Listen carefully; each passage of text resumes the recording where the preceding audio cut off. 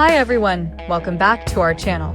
I'm Jennifer, and as always, I'm here with my wonderful co-host, Elizabeth. How are you doing today, Elizabeth? Hi, Jennifer. I'm doing great, thanks. I'm really excited about today's topic because it's something that everyone enjoys talking about, our hobbies and interests. Whether you're meeting new people, catching up with friends, or just chatting in English, talking about what you love is a great way to connect with others. Absolutely. Hobbies and interests are a big part of who we are, and being able to discuss them in English can help you build relationships, share your passions, and even learn more about others. Today, we're going to explore how to talk about your hobbies and interests in English, including useful vocabulary, phrases, and tips for making your conversations more engaging. Yes, and we'll also discuss how to ask others about their hobbies and interests, which is a great way to keep conversations going.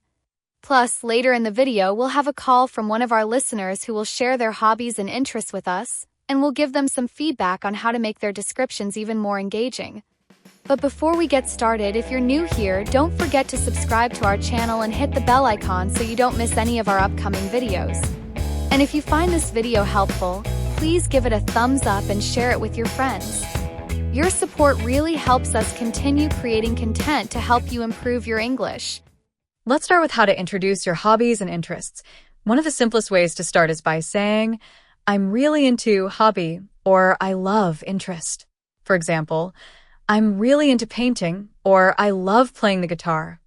That's right, Jennifer. Another way to introduce your hobbies is by using the phrase, one of my favorite things to do is hobby. For example, one of my favorite things to do is hiking, or one of my favorite hobbies is cooking. Yes, and if you have multiple hobbies, you can list them by saying, I enjoy hobby, hobby, and hobby. For example, I enjoy reading, gardening, and traveling. This is a great way to give a quick overview of your interests. Definitely.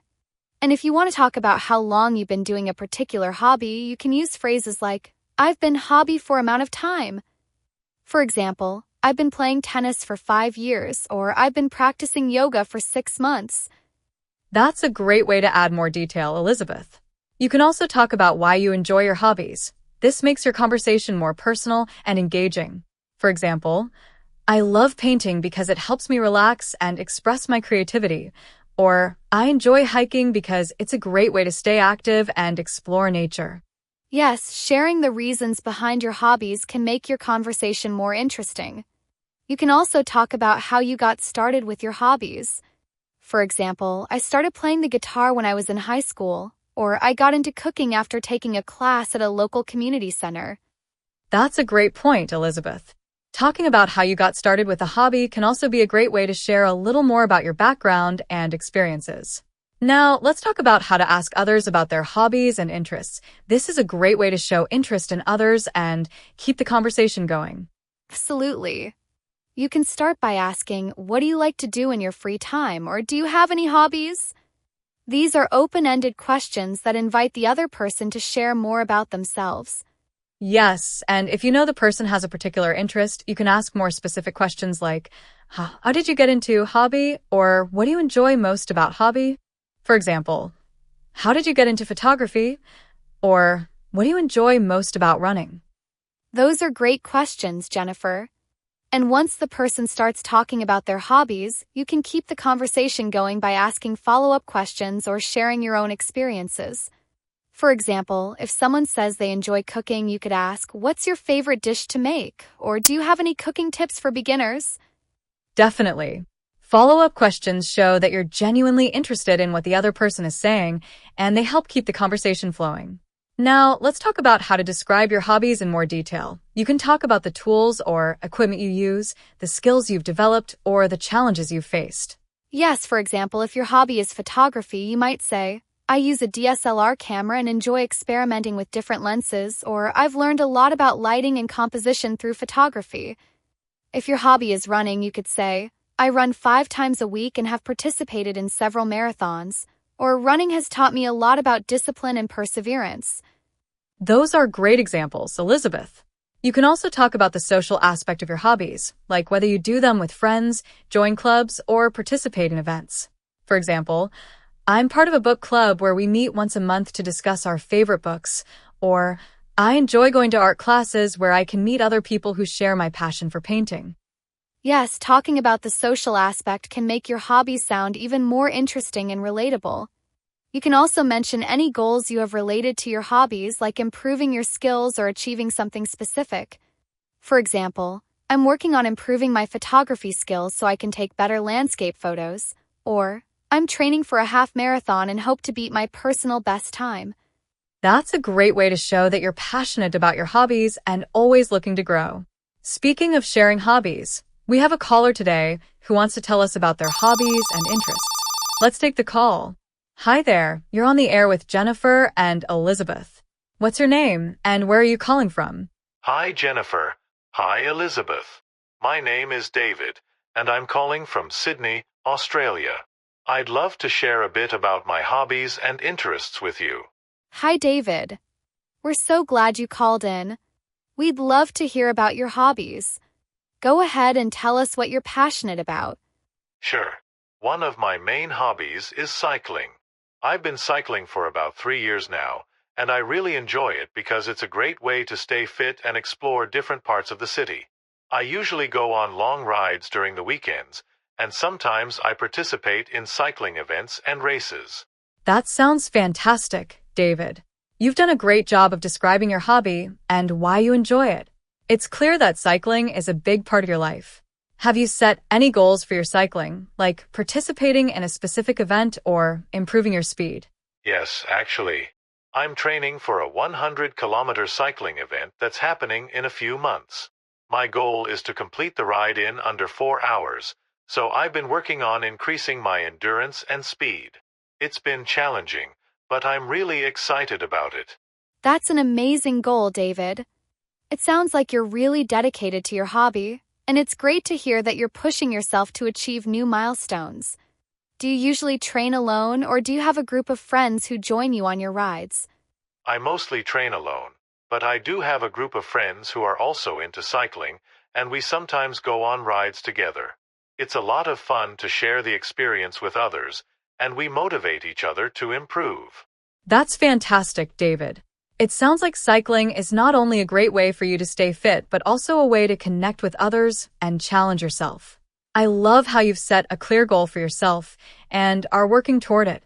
One thing you might add when discussing your hobbies is how cycling has impacted other areas of your life, like your health, mental well-being, or even your daily routine.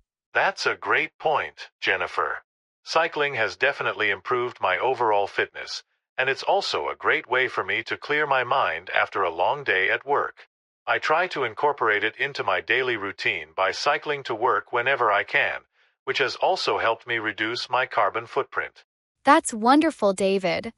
You've really made cycling a central part of your life, and it's inspiring to hear how it's positively affected you.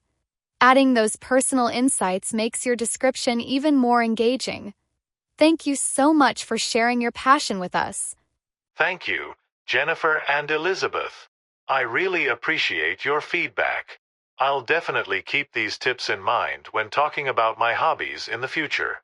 You're very welcome, David. Keep up the great work with your cycling, and good luck with your upcoming event. Thanks for calling in. Yes, thank you, David. We really enjoyed hearing about your hobby. Take care and happy cycling. Thanks, Jennifer and Elizabeth. Bye for now. That was a great call from David.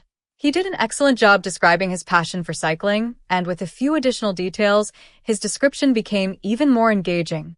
Absolutely. David's call is a perfect example of how to talk about your hobbies in a way that's both informative and interesting.